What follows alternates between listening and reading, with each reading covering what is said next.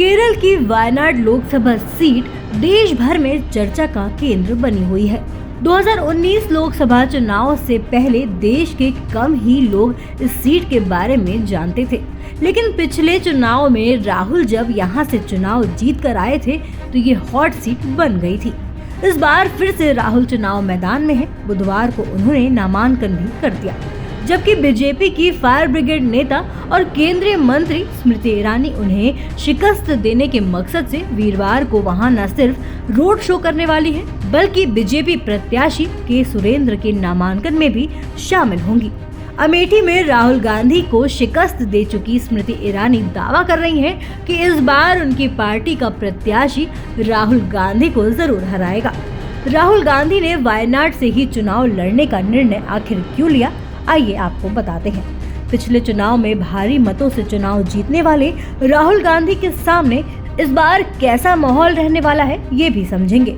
स्मृति ईरानी के वहां जाने से क्या प्रभाव पड़ने वाला है, हम अपने वीडियो के जरिए आपको विस्तार में बताएंगे।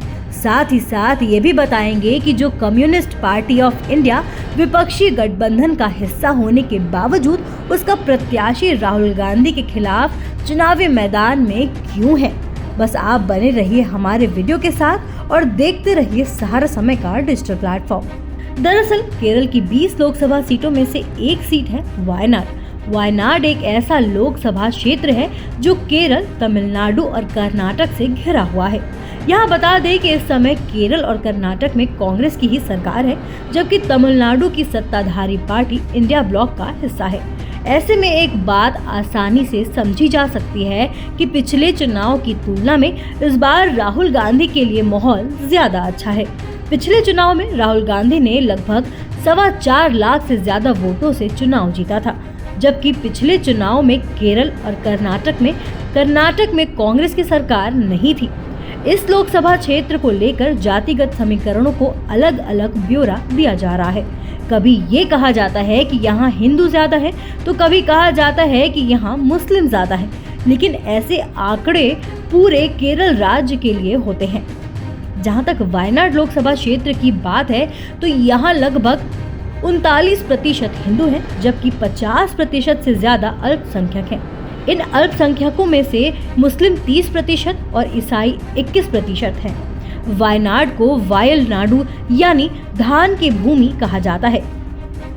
अभी यहाँ धान बोने का सीजन तो नहीं है, लेकिन कांग्रेस, बीजेपी और सीपीआई प्रत्याशी अपनी अपनी फसल तैयार करने में लग गए हैं। बीजेपी की तरफ से स्मृति ईरानी फसलों की सिंचाई करने के लिए वीरवार को वायनाड पहुंच जाएंगी। आंकड़ों के मुताबिक स्मृति ईरानी का प्रभाव यहां ज्यादा पड़ने की उम्मीद है। अगर राहुल गांधी का खेल कुछ बिगड़ सकता है तो वो है सीपीआई के प्रत्याशी एनी राजा। स्मृति ईरानी वायनाड में अपने दौरे के दौरान ये जरूर कह सकती हैं कि जो सीपीआई इंडिया गठबंधन का हिस्सा है उसका प्रत्याशी राहुल गांधी के खिलाफ चुनाव मैदान में क्यों है। वो इंडिया गठबंधन में तालमेल न होने की बात कहकर वहां के वोटर्स को संभवतः बरगलाने की कोशिश करेंगी, लेकिन ये तय है कि पिछले चुनाव के मुकाबले इस बार राहुल के पक्ष में माहौल ज्यादा अच्छा है। ऐसे में अगर राहुल गांधी यहां से फिर से चुनाव जीत जाते हैं तो कोई आश्चर्य नहीं होना चाहिए। ऐसी ही देश दुनिया के तमाम अपडेट्स के लिए देखते रहिए समय डिजिटल। वीडियो को लाइक करें, दोस्तों के साथ शेयर करें और चैनल को सब्सक्राइब करना बिल्कुल न भूलें।